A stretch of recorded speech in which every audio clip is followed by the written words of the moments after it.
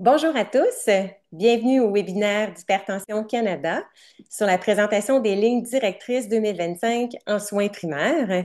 Nous souhaitons débuter ce webinaire par une reconnaissance territoriale. Étant situé à Toronto, Hypertension Canada reconnaît que la terre sur laquelle nous nous trouvons est le territoire traditionnel de nombreuses nations, y compris les Mississauga de crédit, les Anishinaabe, les Chippewa, les Haudenosaunee et les Wendat. Cette terre est aujourd'hui habitée par de nombreux membres de Premières Nations, des Inuits et des Métis. Hypertension Canada reconnaît également que Toronto est couvert par le traité 13 avec les Mississauga de crédit. Alors, quelques consignes pratiques avant de commencer. Tous les participants sont en mode sourdine afin d'assurer le bon déroulement du webinaire. Si vous avez des questions, nous vous invitons à les soumettre dans la section questions et réponses de votre fenêtre Zoom. Vos questions seront visibles uniquement par les intervenants et par moi-même. Elles seront abordées lors de la période de discussion prévue à la fin de la présentation. Alors, le contenu du webinaire durera environ 50 minutes, suivi d'une période de 10 minutes dédiée à vos questions. Nous vous remercions chaleureusement pour votre présence aujourd'hui. Nous espérons que ce webinaire sera à la fois utile et inspirant. Alors, j'ai le plaisir d'agir à titre de modératrice pour ce séminaire. Je me présente, Caroline Réaume, médecin de famille, professeure agrégée à la Faculté de médecine de l'Université Laval à Québec et clinicienne chercheuse affiliée au Centre de recherche VITAM, OBVIA, qui est l'Observatoire international sur les impacts sociétaux de l'intelligence artificielle et du numérique, ainsi qu'au Centre de recherche de l'Institut universitaire de cardiologie et de pneumologie de Québec. Sans plus tarder, je cède la parole au docteur Rémi Goupil, coprésident du comité des lignes directrices d'Hypertension Canada, néphrologue à l'Hôpital du Sacré-Cœur de Montréal et professeur agrégé de clinique à l'Université de Montréal. Bonjour tout le monde, ça me fait plaisir de vous présenter les nouvelles lignes directrices d'Hypertension Canada. Donc, on va rentrer tout de suite dans le feu de l'action. Premièrement, je pense que c'est important de mentionner que je n'ai aucun conflit d'intérêt en lien avec ces présentations et tous les conflits d'intérêt des membres du comité de rédaction sont bien décrits dans la publication sur le site du CMAJ. Mes seuls conflits d'intérêt sont des fonds de recherche que j'ai reçus pour des activités dans mon programme de recherche. Les objectifs sont assez simples, en fait, c'est de discuter les nouvelles lignes directrices, puis ensuite évaluer un peu les impacts sur votre pratique. Donc, je pense la première chose à se rappeler, ce qui est important de se rappeler, c'est que le Canada est vraiment un des pays les mieux placés en termes de prise en charge de l'hypertension. Quand on regarde ici ce premier graphique là en haut à gauche, qui parle de la prévalence de l'hypertension, on voit que le Canada est dans une prévalence les plus faibles au monde. Ça demeure quand même un adulte sur quatre au Canada. Donc, même si on est dans les meilleurs au monde en termes de prévalence, c'est quand même la maladie la plus fréquente au Canada.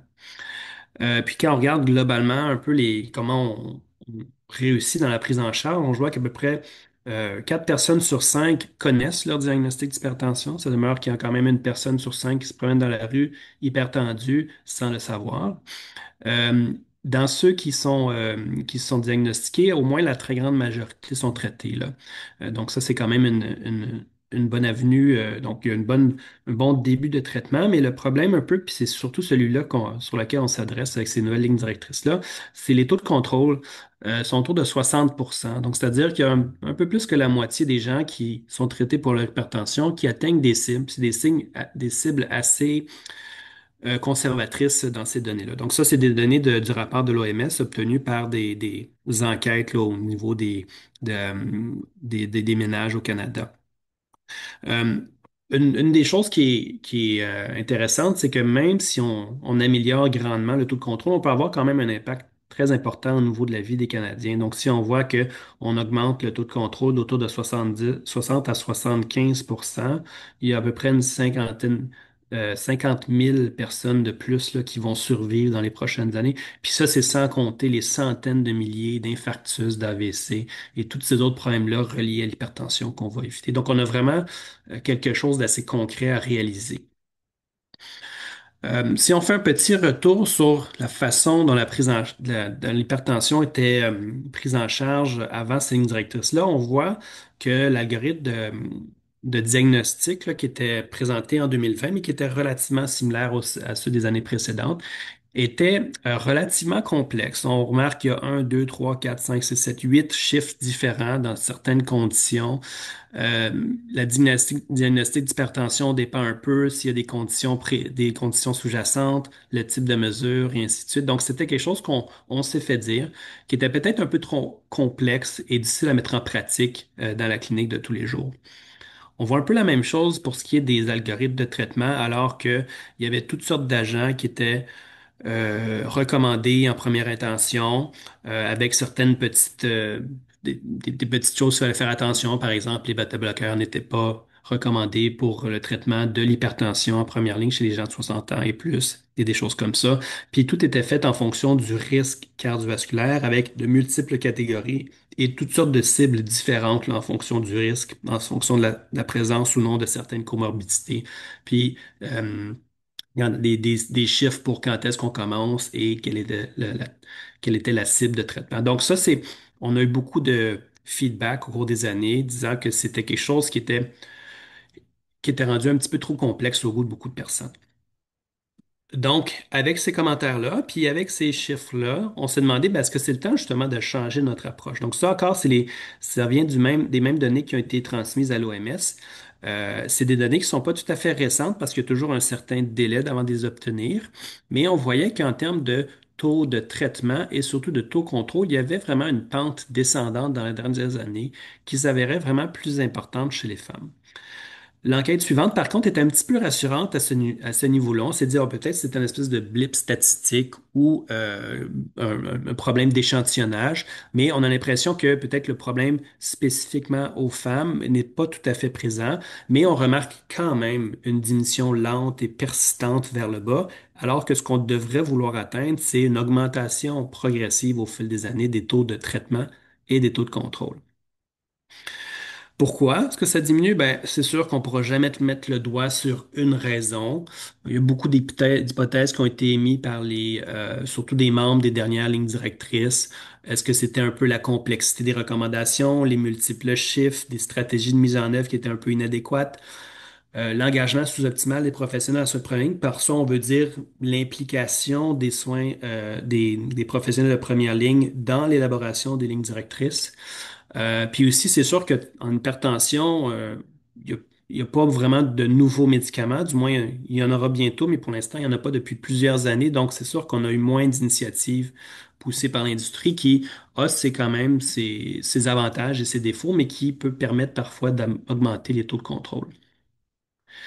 Donc, avec Hypertension Canada, on a vraiment revu un peu la façon de faire, puis on a établi un peu notre plan d'action pour les 4 prochaines années. Puis notre étape numéro 1 que je vais présenter aujourd'hui en grande partie, c'est ce qu'on appelle les lignes directrices axées pour la première ligne. Et avec ça, on a établi des lignes directrices pour les patients. Puis ensuite, on va faire à l'aide d'un exercice de priorisation ce qu'on appelle les lignes directrices exhaustives, où on va vraiment s'attarder un petit peu plus en détail à certains sujets. Donc ça, c'est pour les prochaines années. Donc, c'est avec grand plaisir que les lignes directrices ont été publiées il y a quelques jours déjà dans la revue du Canadian Medical Association Journal. La très bonne nouvelle, c'est que ça sera publié en français lundi prochain. Donc, c'est la première fois que les lignes directrices sont publiées dans un journal scientifique en français, donc avec traduction de tout ce qui est en lien, là, autant les figures que les annexes, tout ça. Donc, on est très, très fiers de ça. Euh, En même temps, il y a une publication simultanée dans des journaux pour les médecins de famille, pour les pharmaciens, puis des commentaires dans le journal pour les infirmières. Donc, on s'est vraiment attardé à publier ce document-là dans des journaux qui sont lus par la première ligne, alors qu'auparavant, c'était peut-être pas tout à fait le cas. Dans le petit lien QR ici, vous allez avoir un accès direct à la publication de le CMAJ, mais comme je dis, dès lundi prochain, ça sera disponible en français. Donc, pourquoi des lignes directrices axées sur la première ligne? C'est facile, hein? C'est la première ligne s'occupe de la très, très grande majorité des patients avec hypertension. On a eu le message qu'il y avait une certaine complexité des dernières lignes directrices, puis on s'est fait demander de simplifier tout ça, de fournir des algorithmes vraiment très, très pragmatiques qui seraient faciles à mettre en œuvre dans une clinique surchargée, mais tout en étant basés sur des données probantes les plus récentes. C'est important de dire que ça a été vraiment créé pour et par des professionnels de la première ligne. Donc, avec ça, on parle des gens en médecine familiale, en soins infirmiers, des pharmaciens aussi, et avec des patients partenaires. Donc, c'est pas un groupe de 50 spécialistes qui se sont réunis à Ottawa pour discuter pendant 2 jours de ce que les gens devraient faire. On a vraiment inclus les gens qui sont directement concernés par ces lignes directrices-là. Il y a certains aspects de l'Ingrid qui sont basés sur le principe de HEARTS, qui est un programme développé par l'OMS, qui a été mis en œuvre dans plusieurs juridictions et pays à travers le monde. Si vous êtes intéressé de savoir ça en détail, parce que je n'aurai pas le temps, il y a un webinaire qui a été fait à l'été dernier par Hypertension Canada. Donc, si vous suivez ce lien-là, ça vous emmène sur une vidéo YouTube, si je me rappelle bien. Un des principes sous-jacents, il y en a plusieurs, mais c'est vraiment l'adoption d'un algorithme de traitement national simplifié. Donc, vous allez voir ça un petit peu plus tard. Puis ensuite, au lieu de faire une revue de littérature complète, on a utilisé ce qui avait déjà été fait, une revue des données probantes avec ce qu'on appelle un processus ADAPT. Donc, on a pris les données probantes qui avaient été publiées par les différentes associations au cours des dernières années pour un peu les remettre à la saveur canadienne et les adapter à notre situation spécifique. Puis ensuite, je ne sais pas si certains de vous ont participé à l'exercice de révision par les pairs qui a eu lieu à l'automne dernier, qui était excessivement utile pour justement trouver un peu les algorithmes les plus optimaux et qui correspondaient vraiment aux besoins des gens.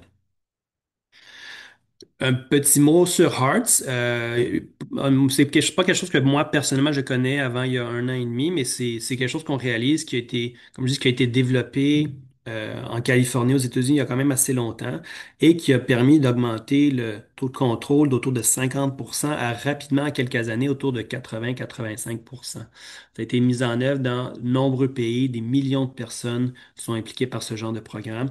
Puis c'est-à-dire que Hearts c'est fait pour fournir euh, une espèce de mécanisme qui peut être adaptable dans tous les pays selon leurs besoins. Donc, c'est vraiment pas une structure qui est rigide, c'est quelque chose qu'on doit prendre et on doit adapter dans nos propres pays. Il y a 6 piliers. Nous, on va surtout s'attarder sur les traitements et protocoles standardisés puis les mesures de pression, mais il y a vraiment toutes des initiatives sur lesquelles on va s'attarder dans les prochaines années sur euh, l'éducation, l'entraînement, la collecte des données, la mise en œuvre des programmes de recherche et d'évaluation, puis ensuite aussi l'organisation un petit peu plus gouvernementale et tout ça. Donc, il y a vraiment un gros défi à ce niveau-là au Canada, mais c'est quelque chose qu'on veut mettre en œuvre progressivement. Donc, j'ai déjà mentionné plusieurs fois, là, ces lignes directrices sont vraiment faites pour les professionnels de la première ligne. Puis par-ci, on entend vraiment n'importe qui pourrait être impliqué dans les soins de première ligne en hypertension. Ce qui est important aussi de mentionner, c'est que c'est pas fait pour tout le monde, tous les patients. C'est vraiment fait pour la très grande majorité des patients. Mais les femmes enceintes ou celles qui veulent le devenir ne sont pas concernées par ces lignes directrices-là, ni les enfants. Puis évidemment, comme dans toute ligne directrice, il faut vraiment adapter ce qu'on recommande aux patients qu'on a devant nous. Donc, il y a vraiment euh, l'instinct clinique puis les conditions cliniques du patient qu'il faut tenir en compte avant d'adapter de manière automatique tout ce qui est recommandé. Donc, les comités étaient formés, oui, de spécialistes en hypertension, mais de médecins de famille, de pharmaciens, il y avait une infirmière praticienne également, il y avait une méthodologiste qui était vraiment très à l'aise avec tous ces procédés d'élaboration des lignes directrices, puis on avait quand même plusieurs patients partenaires qui étaient impliqués. On voulait pas s'attarder à tous les thèmes qui pourraient être liés à l'hypertension parce que ce serait un travail beaucoup trop massif, puis on aurait un document qui serait vraiment pas facile à mettre en œuvre, qui serait beaucoup trop long pour la première ligne. Donc, c'est pour ça qu'on avait séparé un peu le document pour la première ligne en premier.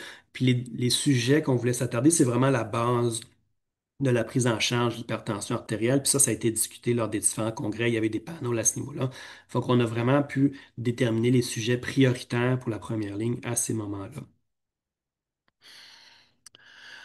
Donc, ça nous donne 9 recommandations seulement.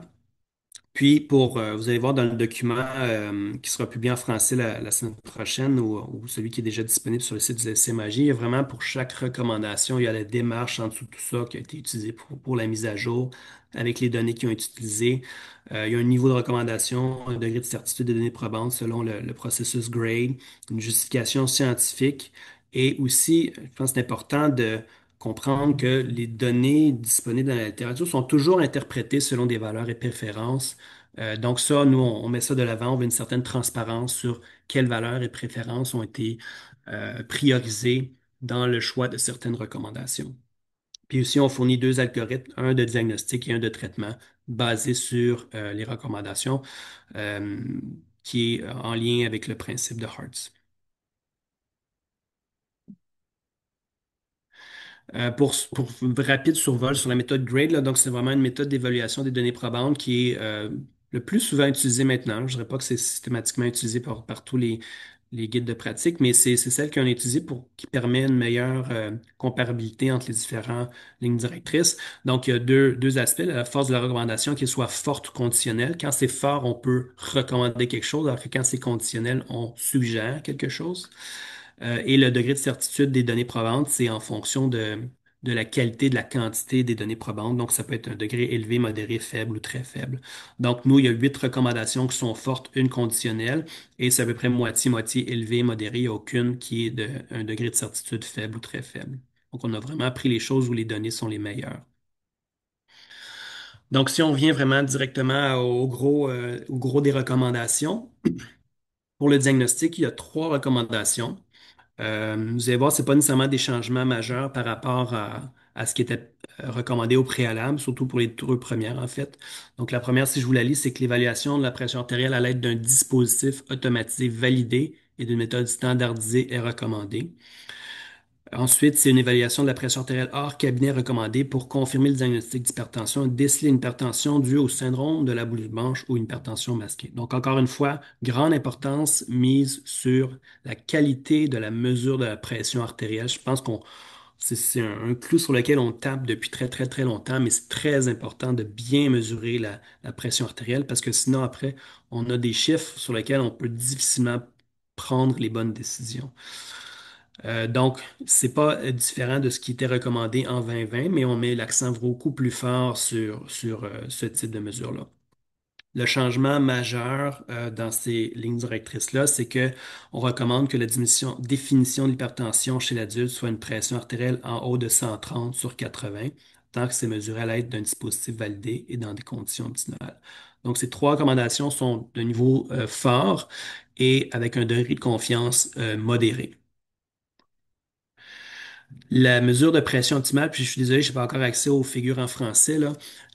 C'est un peu ce qui a été recommandé depuis très longtemps, mais on a cette figure-là dans les lignes directrices qui les détaille un petit peu plus. Donc, vraiment très important d'avoir une préparation adéquate et une position adéquate. Donc, on parle de quelqu'un qui est assis sur une chaise, les pieds posés au sol, le dos appuyé sur un dossier, le bras reposé avec le brassard au niveau du cœur, un brassard de taille appropriée installé convenablement.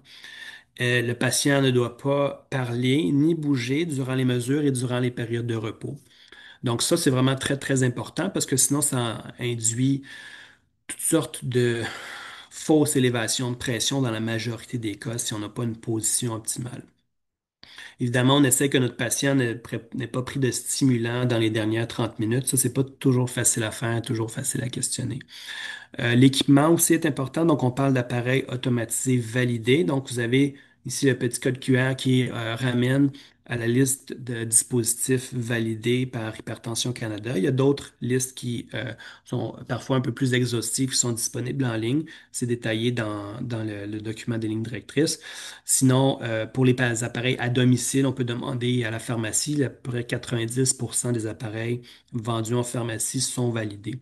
Les appareils de bureau, en général, sont plus souvent, sont la majorité du temps validés, je vous dirais, mais quand même, il faudrait vérifier que nos appareils sont validés, ce qui euh, garantit, entre guillemets, la précision de l'appareil. Et encore une fois, c'est important d'avoir plusieurs tailles de brassard pour que ce soit approprié au patient. Ça peut induire des fausses valeurs, là, à la fois élevées ou trop basses, selon le cas. Puis pour ce qui est du protocole de mesure, le plus important, c'est que votre patient soit reposé. On ne recommande pas à tout le monde nécessairement une longue période de repos. On dit si c'est faisable, avoir 1 à 5 minutes de repos avant les mesures. Il y a des données maintenant qui montrent que même sans période de repos, on a des valeurs très précises et qui correspondent de manière tout à fait satisfaisante aux mesures de pression au MAPA de jour. Par contre, c'est sûr que c'est des patients qui ont été faits dans un contexte d'études cliniques où ça faisait assez longtemps qu'ils étaient assis. Donc, la période de repos, ça dépend un peu du contexte clinique où vous mesurez les pressions. L'exemple que je donne, c'est si votre patient arrive en retard en courant, vient de monter les marches, il s'assoit pour prendre la pression, ben là, c'est important à ce moment-là de lui laisser quelques minutes avant de se reposer. Pas se fier sur une seule valeur. On prend la pression au moins 3 fois à 1 minute d'intervalle. On n'a pas nécessairement besoin de le prendre plus que ça. Puis c'est important d'utiliser la moyenne pour les décisions, à moins qu'on voit que d'une valeur à l'autre, il y a une diminution progressive de la pression. On pourrait se permettre d'en prendre un petit peu plus puis de se fier sur les dernières, qui sont peut-être plus proches de la réalité. Donc, euh, la technique, je pense que c'est quelque chose qui maintenant, comme je vous dis, on le répète sans cesse, mais c'est quelque chose qui est vraiment très important de le faire. C'est pas quelque chose qui serait acceptable dans d'autres domaines. Par exemple, si vous aviez je sais pas moi, un glucomètre qui donne à peu près la glycémie, un stéthoscope où vous entendez à peu près rien. Tu sais, il faut avoir une bonne technique pour avoir une donnée sur laquelle on peut vraiment agir de manière efficace et prendre les bonnes décisions cliniques. Donc ça nous amène excusez, à l'algorithme de diagnostic, comme vous voyez, beaucoup plus simple ce qui était proposé au préalable. Donc, dès que l'hypertension est suspectée, soit que c'est quelqu'un qui a déjà pris des mesures au préalable dans différents contextes, ça peut être à la pharmacie, ça peut être à la maison, mais là, on fait une mesure standardisée de pression en clinique pour déterminer le niveau de pression. Puis si à ce moment-là, le niveau de pression est en bas de 130 sur 80, donc c'est un ou l'autre, on pourrait dire que du moins en clinique, il n'y a pas d'hypertension. Puis ça nécessite quand même un suivi régulier pour voir, souvent régulier et opportuniste, donc prendre au moins la pression une fois par année parce que l'hypertension demeure très fréquente et peut apparaître après quelques années. Et aussi, il y a le phénomène d'hypertension masquée où la pression est normale en clinique, mais élevée à domicile. Donc, si c'est quelque chose que vous suspectez chez votre patient, vous pouvez lui dire quand même de mesurer sa pression en pharmacie ou à domicile s'il a accès à une machine. Contrepartie, si la pression, lorsque vous la mesurez de manière standardisée à votre clinique est élevée, donc en haut de 130 sur 80, un ou l'autre, à ce moment-là, on recommande quand même de vérifier la pression à domicile, surtout pour exclure le phénomène du sarrau blanc, où à ce moment-là, ben, la pression n'est uniquement due que la mesure à domicile. Le risque cardiovasculaire de quelqu'un qui a une hypertension du sarrau blanc est à peu près équivalent au risque cardiovasculaire de quelqu'un qui n'a pas d'hypertension. Donc, c'est pas quelque chose qu'on va traiter. Par contre, le risque de développer de l'hypertension est quand même assez élevé, donc on recommande un suivi régulier de ces patients-là. Une fois que la pression est confirmée à domicile, c'est-à-dire que les pressions mesurées par le patient à l'aide d'un appareil à domicile est en haut de 130 sur 80 sur plusieurs jours et plusieurs valeurs, ou la moyenne de jours au MAPA également en haut de 130 sur 80, mais là, à ce moment-là, on a un diagnostic confirmé d'hypertension. Si votre patient n'a pas accès à ces mesures à domicile, ben là, on réévalue dans une clinique subséquente pour voir si on a toujours ce chiffre qui est trop élevé. Donc, particularité, j'ai déjà glissé un mot sur certaines choses, mais je pense qu'on met encore une fois beaucoup d'accent sur la technique standardisée qui est excessivement importante. Il faut que ça soit fait à l'aide d'un appareil validé. Puis ça, c'est nécessaire pour mettre en œuvre les recommandations sur le traitement qui vont suivre. On sait depuis quand même très longtemps qu'une technique non standardisée ou encore pire, auscultatoire ne permet pas d'obtenir des valeurs suffisamment fiables et surtout reproductibles, puis c'est souvent une surestimation de la pression. Donc, ça fait en sorte qu'il y aura plus de diagnostics d'hypertension, plus d'augmentation de traitement et tout ça. On peut pas convertir, là, on peut pas dire c'est 10 de plus, donc j'enlève 10 à ma technique non standardisée, puis j'ai une technique standardisée. C'est pas comme ça. Il y a une très, très grande variabilité. Comme j'ai mentionné, il y a un nouveau seuil pour définir l'hypertension au Canada, 130/80 pour tout le monde. Auparavant, c'était 135/85. Là, les gens pensent que c'est 140/90, mais non, avec cette technique-là, c'était vraiment 135/85. On a essayé de voir l'impact de tout ça sur l'épidémiologie d'hypertension au Canada, puis on n'a pas encore publié les données, puis on veut le confirmer à différentes bases de données disponibles, mais ça avait environ 9% en absolu de plus de personnes avec hypertension. Donc, ça pourrait faire en sorte que la prévalence, au lieu d'être 25%, ça monte autour de 35% d'hypertension au Canada. Je pense que ça serait inquiétant si on disait qu'il fallait traiter tous ces gens-là, mais c'est pas du tout le cas, là. Il y a à peu près une personne sur 6 des nouveaux diagnostiqués qui nécessiteraient un traitement pharmacologique. Donc, autour de 120 000 personnes, si on calcule, puis on fait une petite règle de 3 à travers le Canada. Donc, oui, beaucoup plus de gens à traiter, mais nous, on considère que c'est un traitement qui est indiqué dans ce cas-là. Encore une fois, on s'était fait demander, puis je pense qu'il y avait des bonnes données pour le justifier, d'essayer de laisser un seul chiffre. Puis ce chiffre, c'est 130/80. Il y a quand même plusieurs études qui montrent qu'un 130/80 mesuré avec une technique standardisée équivaut à un 130/80 à domicile et équivaut aussi à la moyenne de jours qu'on mesurait au MAPA. Ensuite, si on vient dans la portion traitement, donc les premières recommandations euh, met un peu de l'avant les modalités principales. Donc, nous, c'est important pour nous que la première recommandation pour le traitement, c'était que l'adoption des saines habitudes de vie soit recommandée pour tous les adultes atteints d'hypertension. Donc, dès que vous avez un diagnostic d'hypertension, on devrait travailler sur l'adoption de saines habitudes de vie. C'est vraiment le traitement numéro un chez tous les adultes. Ensuite, pour le traitement pharmacologique, ça c'est un petit peu différent. Je pense pas que on a les données pour justifier que tous les gens avec hypertension devraient être traités avec traitement pharmacologique. Par contre, ce qui est clair, c'est que quand la pression est entre 140 et 90, il y a une indication d'un traitement pharmacologique. Et lorsque le risque cardiovasculaire est élevé, avec une pression systolique en 130-139 également, il y a une indication de traitement pharmacologique. Donc, si on revient un peu directement à la recommandation, ce qui est recommandé, c'est de débuter dès le départ une pharmacothérapie lorsque la pression est en haut de 140 sur 90, un ou l'autre, ou si la pression systolique est de 130 à 139 avec un risque cardiovasculaire élevé. Puis ensuite, la troisième recommandation sur la page ici, c'est la cible de traitement. Donc, la cible de traitement qui est recommandée, c'est une pression systolique en bas de 130. Vous noterez qu'il n'y a pas de cible de pression diastolique. Donc, par traitement, encore une fois, on entend habitudes de vie, saines habitudes de vie chez tout le monde, pharmacothérapie chez une certaine proportion des gens avec hypertension. Si on vient aux saines habitudes de vie, il n'y a pas vraiment de nouveauté à ce niveau-là. Nous, on ne s'est pas attardé à faire une recommandation spécifique sur chacune des habitudes de vie parce que ça a été fait à plusieurs reprises, puis on considérait que c'est vraiment la globalité qui est importante, puis de mettre l'accent sur une ou deux ou trois habitudes de vie. Ça va vraiment dépendre des besoins puis des désirs du patient qu'on a devant nous. Donc, c'est vraiment individualisé sur quoi il faut travailler. Mais c'est des choses qui sont un peu recommandées par différentes sociétés et qui étaient recommandées dans les dernières lignes directrices. Donc, on parle de diminuer l'apport de sodium, d'augmenter l'apport en potassium, d'atteindre un poids santé, de faire de l'exercice physique, de limiter l'alcool et de cesser tout produit tabagique.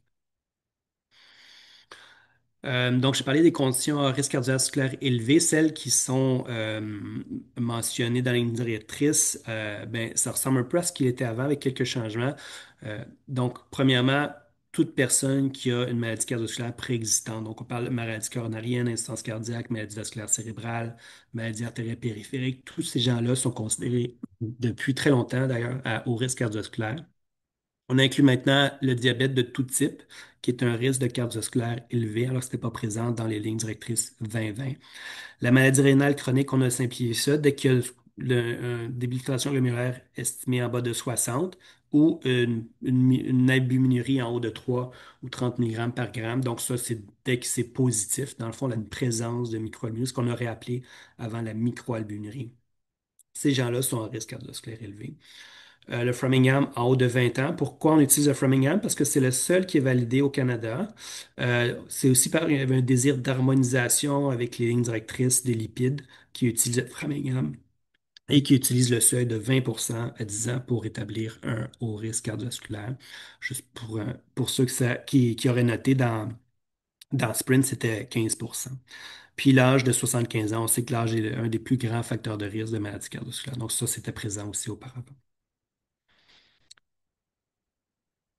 Si on vient à la cible de 130, donc ça, c'est un changement par rapport aux lignes directrices suivantes. Maintenant, dans les dernières années, on a obtenu de nombreuses études qui ont vraiment démontré de manière assez claire, puis encore plus claire quand on fait une méta-analyse, que de cibler une pression en bas de 130 a un avantage majeur par rapport à cibler une pression de 130 sur la survenue des incidents cardiovasculaires, mais aussi sur la mortalité. Donc, on parle d'une réduction de 22% des événements cardiovasculaires, puis de 11% de la mortalité. Donc, vraiment, cibler une pression à votre centrale, on a énormément de données maintenant qui nous montrent que ça vaut la peine. Tout ça, oui, vous allez dire, ça fait plus d'événements indésirables, c'est vrai, c'est tout à fait vrai. Plus on baisse la pression, plus il y aurait le risque d'avoir des complications. Par contre, il faut relativiser un petit peu ça quand on parle des nombres nécessaires peut-être pas la bonne tradition, mais le number needed to harm, donc ce qui donne une indication assez grossière du nombre de personnes qu'on doit traiter avant d'avoir un événement indésirable, mais on voit que c'est autour de 500 pour des épisodes d'hypotension, autour de 1500 pour des syncopes ou de l'insuffisance rénale, puis autour de 3000 pour des chutes avec blessure ou des troubles électrolytiques. Donc on voit que le bénéfice est grandement supérieur au risque associé à une pression en bas de 130. Maintenant, pour ce qui est des traitements pharmacothérapie, il y a les dernières recommandations sur quels agents se baser pour les traitements. Donc, nous, ce qu'on recommande chez les adultes hypertendus qui nécessitent une pharmacothérapie, c'est de débuter dès le départ avec un traitement d'association à faible dose, idéalement en monocomprimé.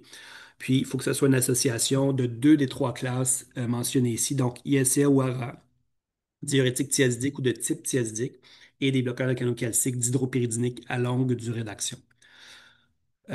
Donc, ensuite, si malgré ce traitement d'association à faible dose, on a toujours une pression au-dessus de la cible, ce qui est recommandé, c'est en fait d'associer ces trois classes-là. Donc, d'utiliser la classe restante qui n'a pas été utilisé dans le traitement d'association et de l'ajouter au traitement d'association. Donc vraiment, les trois premières lignes de traitement, c'est un ISCR1, un diurétique thiazidique ou de type thiazidique et un BCC d'hydropyrénique à longue durée d'action.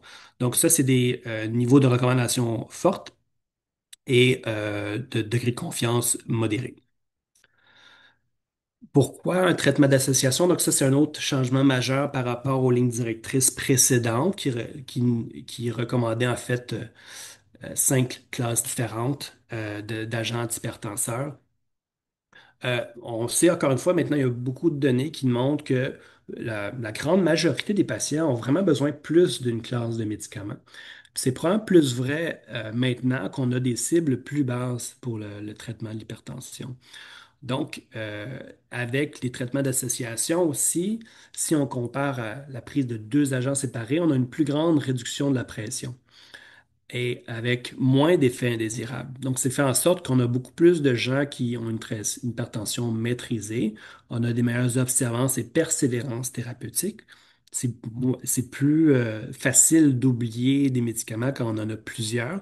C'est plus décourageant d'avoir des médicaments quand on a plusieurs pilules. Donc, d'en avoir moins, c'est quelque chose qui favorise bien l'observance. Et avec tout ça, il y a quand même des signaux qui montrent qu'il y aurait peut-être un plus faible risque d'hospitalisation, d'événements cardiovasculaires, même de mortalité. Il y a certains avantages économiques. Ça coûte moins cher de prendre un agent en association que de prendre deux pilules séparées à même dose. Donc, ça revient moins cher dans la grande majorité des cas. Puis, ce qu'on a réalisé aussi, c'est qu'il n'y a pas plus de discontinuation là, par rapport à un agent séparé homothérapie. Donc, il y a vraiment beaucoup de données qui supportent un traitement d'association en première intention. Donc, si on a parlé si on veut les trois premières lignes de traitement, ce serait un ISCR1, un diurétique thiazidique ou de type thiazidique, puis un BCC d'hydropyrénique. Alors, on se prononce ensuite sur qu'est-ce qui devrait être ajouté si, suite à ces trois agents-là, on a toujours une- un traitement sous-optimal. Mais à ce moment-là, on suggère d'ajouter la spironolactone. Donc, ça serait la quatrième intention de traitement. C'est le niveau de recommandation conditionnel avec un degré de confiance modéré. Pourquoi c'est conditionnel? C'est parce qu'il n'y a pas d'études qui démontrent un bénéfice cardiovasculaire à la spironolactone lorsqu'on est rendu à l'hypertension résistante. Mais il y a beaucoup d'études qui nous montrent que c'est le plus puissant antihypertenseur à ces niveaux-là. Donc, si on regarde un peu le traitement, c'est quoi les particularités de tout ça? Ben, nous, il n'y a plus de seuil d'initiation, tout ça. Tu sais, si vous êtes hypertendu, vous devez être traité. OK? Vous avez la maladie, vous devez recevoir le traitement. Par contre, le traitement, petite nuance ici, Chez tout le monde, ça inclut l'adoption des saines habitudes de vie. Et chez certaines personnes, une grande proportion quand même, on parle d'ajouter aussi une pharmacothérapie. La cible de traitement est identique pour tout le monde. On n'a plus de cibles très intensives comme auparavant ou des cibles beaucoup plus relaxes comme auparavant. On a vraiment la même cible de traitement pour les autres, ce qui détermine un peu plus si on va traiter ou non avec des agents pharmacologiques, c'est vraiment le risque cardiovasculaire. Évidemment, je pense qu'on le répète, c'est très important d'individualiser le traitement. Il faut considérer les objectifs de soins, la fragilité des patients, le risque de chute, d'hypotension orthostatique.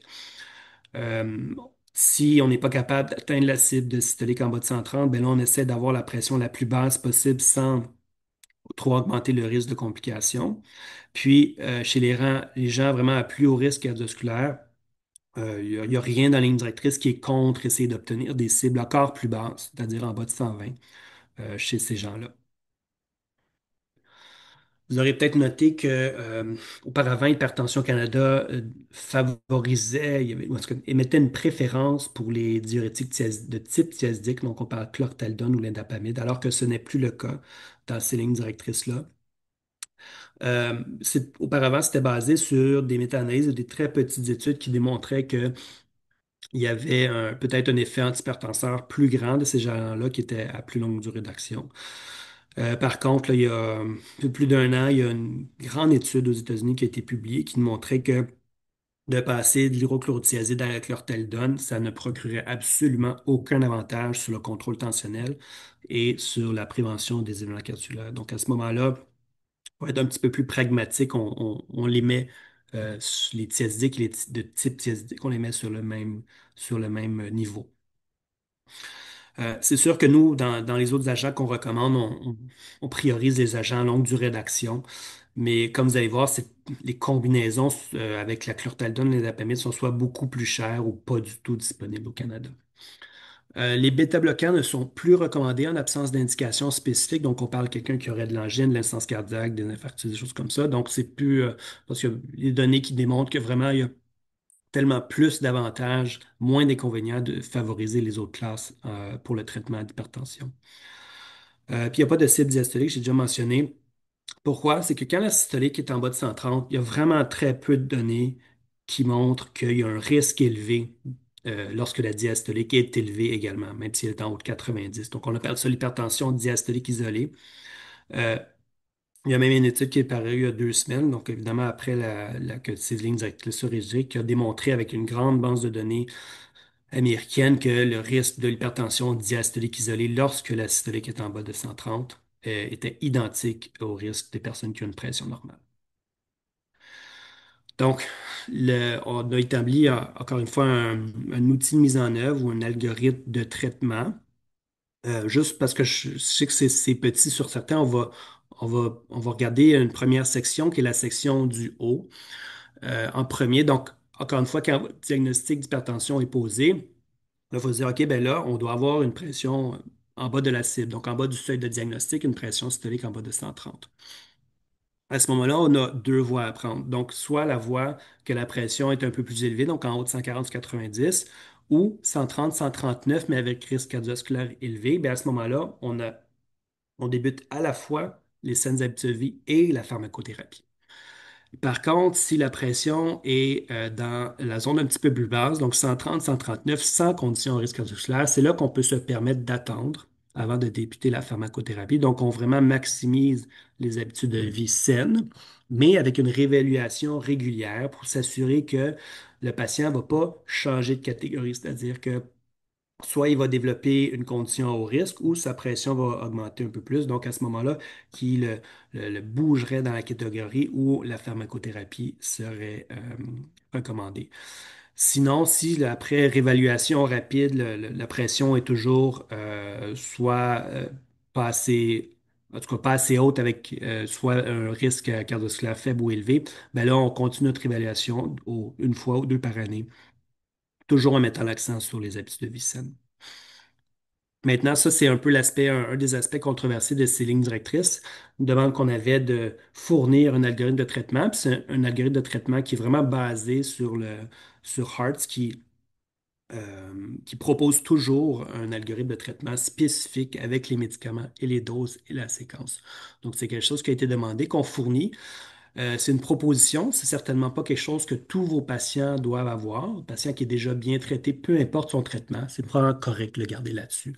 Mais c'est quelque chose qu'on voulait proposer pour faciliter la mise en œuvre des lignes directrices. Donc, si on a, si on a un patient chez qui on doit débuter de la pharmacothérapie, ce qu'on recommande en première intention, c'est un demi-comprimé d'irbesartan HCT 325. Ou si il y a il y a des inquiétudes par rapport à couper la pilule où le patient n'est pas capable, ben à ce moment-là, il y a des demi-doses qui existent en seul comprimé qu'on peut donner. Si la pression est encore élevée, on double la dose, donc on va à la pleine dose d'irbesartan HCT. Si c'est encore le cas, on débute l'amlodipine 5 qui peut être montée jusqu'à 10. Et si c'est encore le cas, soit on réfère à un spécialiste ou on débute la spironolactone, petite dose 12,5 mg qu'on peut augmenter à 25. Et si tout ça, c'est pas suffisant, ben là, c'est à ce moment-là qu'on suggère de référer à un spécialiste pour voir qu'il doit avoir un bilan d'hypertension secondaire. On fait ces étapes-là à chaque 1 à 3 mois. Il y a beaucoup de données qui montrent que c'est très important de rapidement atteindre un taux de contrôle de l'hypertension parce que les bénéfices s'accentuent avec le temps, la durée dans la zone de contrôle. Donc, si possible, on essaie de voir assez rapidement pour rapidement augmenter le traitement.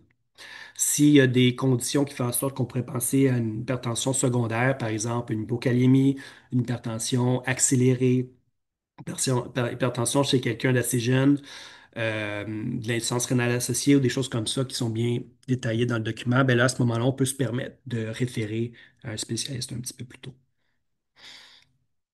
Donc, j'ai parlé du Virsatin HT. Il y a différents autres médicaments qui sont disponibles au Canada. Nous, on trouvait important de montrer des autres combinaisons qui seraient acceptables selon nous. On favorisait encore une fois les IECRA qui sont en longue durée d'action, donc qui sont vraiment une prise journalière et non 2 fois par jour. Donc, on nomme les l'irbésartan, le telmisartan, le losartan, candesartan. Avec les prix comme indicatifs, là, c'est sûr que c'est des choses qui peuvent changer, quoique l'irbésartan et le telmisartan, le prix est régulé au Canada, donc il ne peut pas être changé. Euh, des autres considérations qu'on avait eues, c'est le péridopril, l'indapamide. Donc, on aimait beaucoup l'indapamide, mais on voit que le prix est quand même 30% plus cher. C'est pas nécessairement quelque chose qui est justifiable en termes de macroéconomique au pays. Puis aussi, il y avait beaucoup de craintes qui nous avaient été émises sur la toux et l'angioédème associés aux ISCA. Le telmisartan qui aurait été un très, très bon choix est vraiment beaucoup, beaucoup plus cher que les autres. Donc, c'est pas quelque chose qu'on pouvait se permettre de recommander. Donc, encore une fois, pourquoi un algorithme de traitement normalisé? Ben, c'est la stratégie qui a vraiment été éprouvée par Hearts. On voit que ça fonctionne. Ça permet d'atteindre des taux de contrôle qui seraient inimaginables ici. Donc, on parle des 85-90%. Donc, ça a été atteint dans des juridictions avec ce principe-là de traitement. Il y a aussi quand même des données qui montrent qu'on peut réduire de manière plus importante la pression avec un algorithme de traitement. Ça réduit les coûts parce qu'il peut y avoir des achats groupés, ça standardise la prise en charge, facilite le partage des tâches et les stratégies en éducation. Donc, il y a quand même plusieurs avantages avec ça. Ça fait un peu le tour des lignes directrices sur la première ligne. Je pense quand même important de mentionner les prochaines étapes. Une étape qui est disponible en même temps, c'est ce qu'on a appelé la ligne directrice pour le public. Donc, c'est vraiment un document qui a été fait avec des patients partenaires, en discutant avec eux des sujets qui étaient importants pour eux d'amener, puis des questions qui se posaient, de répondre aux questions fréquentes. Donc, on a publié en même temps en annexe des lignes directrices ce document-là. Pour vous donner un exemple, on parle évidemment comment faire pour bien maintenir sa pression à domicile, donc les conseils un peu sur les habitudes de vie, puis aussi sur les médicaments. Puis ensuite, des conseils sur ben, comment, tu sais, toutes sortes de questions qu'on s'est fait poser. Tu sais, comment je peux aider, qu'est-ce que je dois savoir, puis souvent ça tourne autour de ben, mesurer votre pression, connaissez vos chiffres, c'est quelque chose qui va être utile. Puis ensuite, on a les lignes directrices exhaustives qui s'en viennent dans les prochaines années. On a un exercice de priorisation, donc on veut savoir qu'est-ce que vous considérez important comme sujet. Si vous accédez avec le lien oculaire, vous allez avoir le sondage en français. C'est la dernière journée du sondage. On a quand même autour de 250 réponses au Canada. On est bien content, mais on en veut plus parce qu'on a besoin de savoir ce que les gens veulent entendre, veulent qu'on priorise comme sujet, où on va aller beaucoup plus en profondeur dans la littérature, puis dans un peu les détails fins de la prise en charge. Donc, si vous avez le temps, quelques minutes aujourd'hui, je vous encourage à aller remplir ce sondage-là. Ça prend 5 minutes à peu près. Pardon. Donc, les messages clés que je vous laisse, c'est que de un, c'est la première étape, la refonte des lignes directrices d'Hypertension Canada. Je crois que c'est la plus importante. C'est celle où on fait des changements majeurs, mais qu'on a confiance que c'est quelque chose qui va être bénéfice en termes populationnels au Canada. On est conscient que c'est pas quelque chose qui se veut parfait et qu'il y a toujours une zone grise dans tout ce qui est des recommandations. Je l'ai mentionné déjà plusieurs fois, mais c'est très important d'effectuer des mesures de pression standardisées. C'est quelque chose qui est de la plus haute importance si on va avoir une prise en charge efficace de l'hypertension. Il y a un nouveau seuil pour définir l'hypertension, c'est-à-dire en haut de 130 sur 80 pour tout le monde. Tout le monde doit être traité avec des manœuvres non pharmacologiques, certaines personnes avec la pharmacothérapie, ceux qui nécessitent la pharmacothérapie, c'est lorsque la pression est entre 140 et 90 ou une systolique 130-139 avec risque cardiovasculaire élevé. Aussi, une recommandation importante, c'est qu'il y a un traitement d'association faible dose qui est en première intention. Puis ensuite, lorsqu'une quatrième classe qui est nécessaire, on recommande spécifiquement la spironolactone. Donc, je voudrais remercier tous les membres du comité des lignes directrices. Donc, j'ai eu le plaisir d'être coprésident avec Greg Hundemer, collègue de Ottawa, mais aussi tous les gens les patients partenaires qui ont été membres du comité des lignes directrices pour les patients, mais aussi de la révision des recommandations qu'on offre. Et aussi France Bouliane qui a aidé à la traduction des documents qui seront mis en ligne au journal de l'Association médicale canadienne ce lundi. Donc, merci tout le monde. Je suis prêt à prendre vos questions. Merci beaucoup pour cette excellente présentation. Comme médecin de famille, je peux me permettre de mentionner quelques petits mots. En fait, je trouve que ces lignes directrices actualisées offrent des outils très concrets là, pour notre pratique en soins primaires.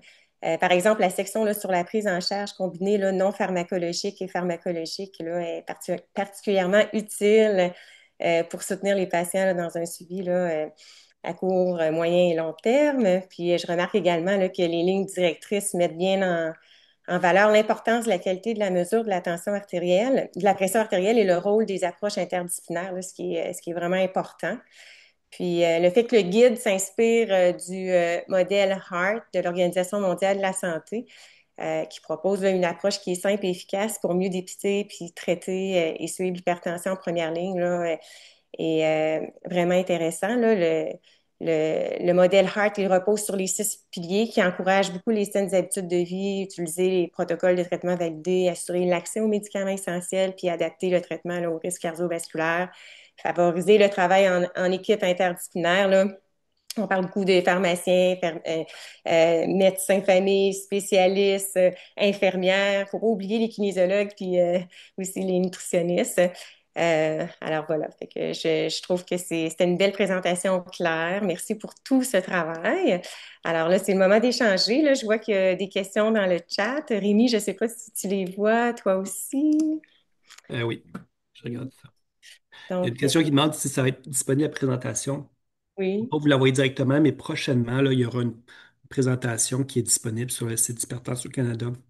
Avec tout le brouhaha post-publication, on n'a pas eu le temps de la mettre en ligne, mais c'est quelque chose qui sera mis en ligne. Ce ne sera pas exactement cette présentation-là, mais ça va être quelque chose de très similaire.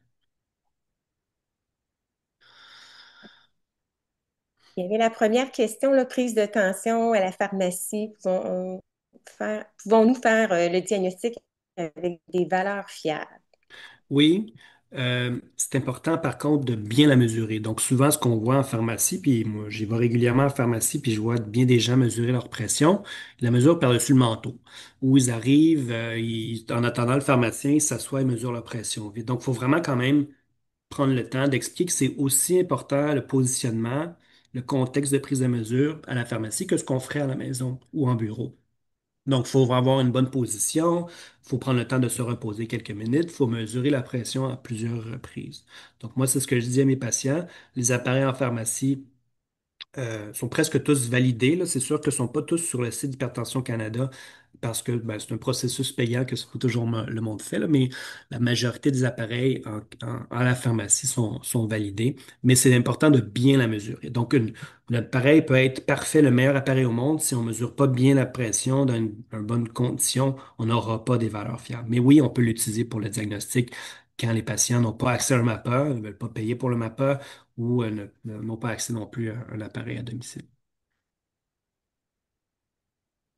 Et peut-on diagnostiquer l'hypertension avec appareil au poignet validé par Hypertension Canada, le MPAD? Oui, c'est ça que la mesure au poignet, j'ai souvent des questions là-dessus. C'est possible avec des appareils validés pour le poignet. Donc ça, c'est des appareils qui ont démontré qu'ils étaient précis pour reproduire les mesures auscultatoires faites dans un contexte très, très, très rigoureux avec multiples oscillateurs. Mais il faut que ça soit un appareil validé pour la pression au poignet. Sur le site Hypertension Canada, on peut sélectionner poignet, puis on va avoir la liste de ces appareils-là. Parfait. Il y avait une Une autre chose, question. point important que j'ai oublié de dire, c'est qu'il faut tenir le poignet à la hauteur du cœur aussi, du cœur aussi. Donc, faut que ça ne peut pas être assis sur la table, c'est trop bas. Donc, il faut mettre un dictionnaire ou quelque chose pour que ça soit à la hauteur du cœur.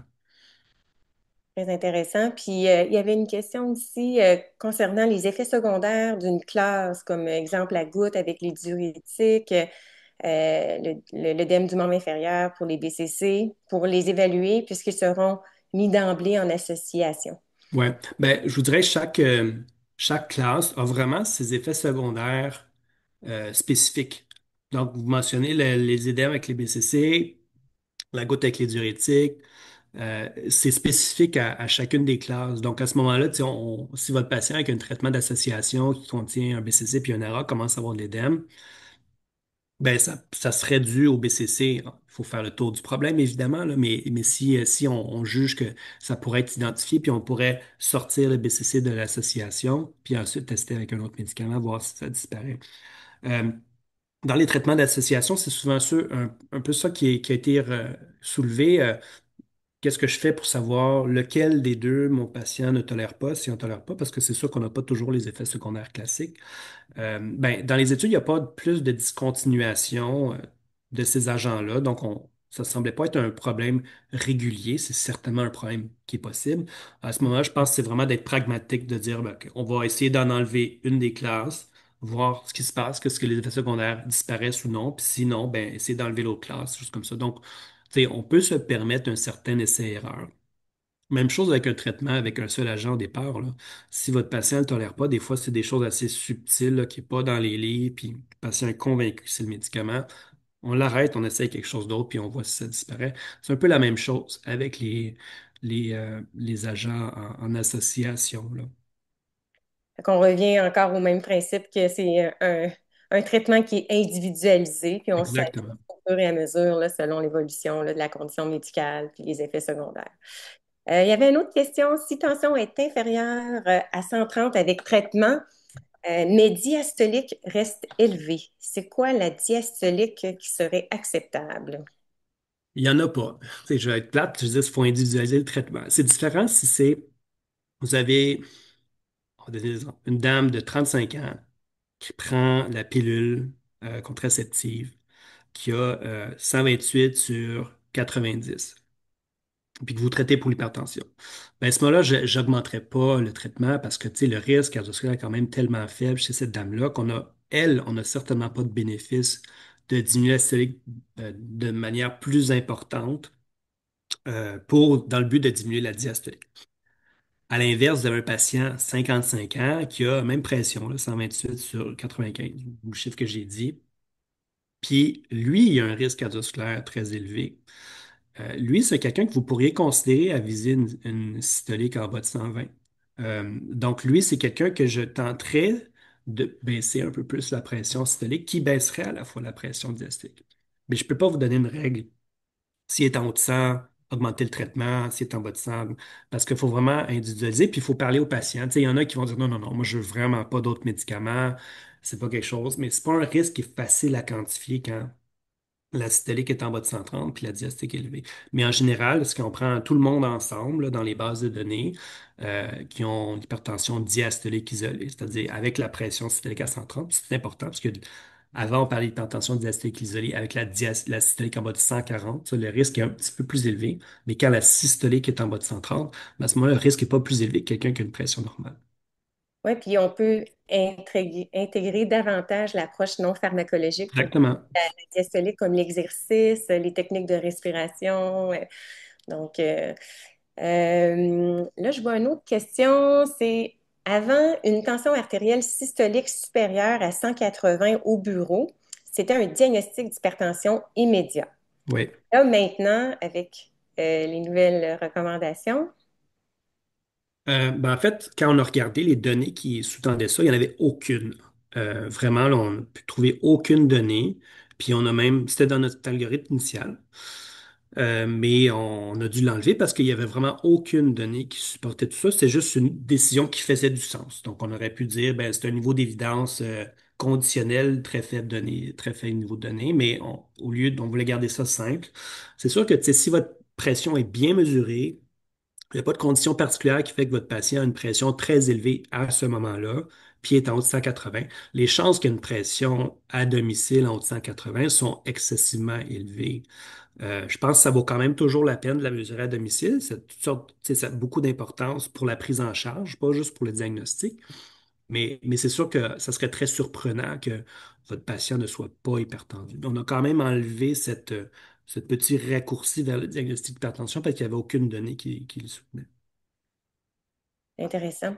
Il y a certains participants qui demandent là, s'ils peuvent recevoir le PowerPoint, puis aussi ils demandent est-ce qu'on peut avoir le questionnaire de priorisation, le code Ouais, je vais le repartager à l'instant. très bien de mettre. Donc, si je comprends bien, il y a quelqu'un qui a mentionné le BP-True et le MAPA ne sont plus essentiels au diagnostic. Une bonne question, ça. Le BP3, en fait, n'est plus commercialisé. Hum. Donc, il est en train de disparaître tranquillement dans les cliniques. C'était pas quelque chose qui était meilleur ou moins bon que ce qu'on avait. C'était une façon simple d'avoir des mesures standardisées. Par la suite, il y a beaucoup d'appareils en fait, presque tous les appareils qui ont été mis sur le marché qui offraient ces options-là. Donc, comme moi, les appareils que j'ai à la clinique, qui sont pas des appareils, tu sais, très spéciaux, là, on peut décider de la période de repos, on peut décider du nombre de mesures, puis on peut décider de l'intervalle entre les mesures. Donc, vraiment, maintenant, on branche le patient, on paye start, on s'en va, on revient 5, 6 minutes plus tard, puis c'est fait. Le BP2, c'est juste que c'était déjà intégré dans la machine, puis il n'y avait pas de période de repos, sauf qu'on prenait la pression une fois, puis après, on la mettait aux poubelles. Donc, ça imitait un peu une période de repos. Mais c'est un appareil qui est plus commercialisé, donc je pense qu'on s'attarde plus. Puis même, il y a des données qui montraient que peut-être ça sous-estimait le MAPA. Donc, petit mot sur le BP-True. Puis, pour ce qui est du MAPA, ben, c'est inclus dans les mesures de pression à domicile. Pour garder l'histoire d'un seul chiffre, ben, on a pris le MAPA, la moyenne de jours, parce qu'on sait que la moyenne de jours, elle est de manière populationnelle, mais aussi de manière stratification du risque, elle est équivalente. Une pression à 130 de jour, c'est équivalent à 130 en technique standardisée. Donc, il y a quand même l'information à obtenir dans le MAPA la nuit puis le MAPA de 24 heures, mais pour le diagnostic, on donnait le MAPA de jour. Merci. Je vois qu'il y a encore d'autres questions, mais le webinaire là, va terminer dans 2 minutes. Alors, docteur Goupil et moi, là, en fait, on peut mettre nos courriels. Vous pouvez nous écrire. Ça va nous faire plaisir de vous répondre. Il y avait quelques petites questions simples. Est-ce que le site de la Société québécoise d'hypertension artérielle se mettra à jour rapidement en lien avec ces nouveautés? Euh, Oui, oui, c'est dans le plan de cet été, mais comme on change beaucoup de choses, il y a beaucoup de travail, mais oui, ça va définitivement être mis à jour, le site de la SQH. Parfait. J'ai mis mon courriel là, dans le chat. Bon, alors, est-ce que Rémi, il y avait d'autres choses que tu voulais ajouter avant que Ben, je fasse tu le sais, mot de la je fin? pense que il y a beaucoup de vos questions que vous aurez un jour. On a fait un document, je ne sais pas explicatif, mais de questions-réponses dans les annexes. qui va être très utile, donc qui explique vraiment plus en détail les choix qu'on a faits c'était vraiment adressé à tout le monde, donc qu'est-ce qui justifie un peu plus avec les données, les changements de ce diagnostic, toutes ces choses-là. Donc, vraiment, je vous invite à lire, puis vous pouvez me répondre à nos questions. Il y a beaucoup d'informations qui sera progressivement mises sur le site d'Hypertension Canada et de la SQHA. Mais on n'est pas capable de faire ça aussi vite que vous l'aimeriez, on s'excuse. Alors voilà qui conclut notre webinaire d'aujourd'hui. Au nom d'Hypertension Canada, je tiens à remercier chaleureusement notre conférencier, le docteur Goupil. C'était très clair, un grand merci. Kevin Lee, qui est en arrière-plan, qui nous aidait pour répondre un peu aux questions, ainsi que chacun et chacune d'entre vous pour votre belle participation. Nous espérons que cette présentation des lignes directrices 2025 vous sera outillée de façon concrète pour votre pratique quotidienne et qu'elle va contribuer là, à optimiser la prise en charge de l'hypertension en soins primaires. Alors, nous vous invitons à consulter les nombreuses ressources disponibles sur le site d'Hypertension Canada et la Société québécoise d'hypertension artérielle du Québec, alors pour approfondir là, vos connaissances et soutenir votre pratique. Nous vous souhaitons un bel après-midi et au plaisir de vous retrouver lors des prochains événements. Merci beaucoup. Merci. Au revoir.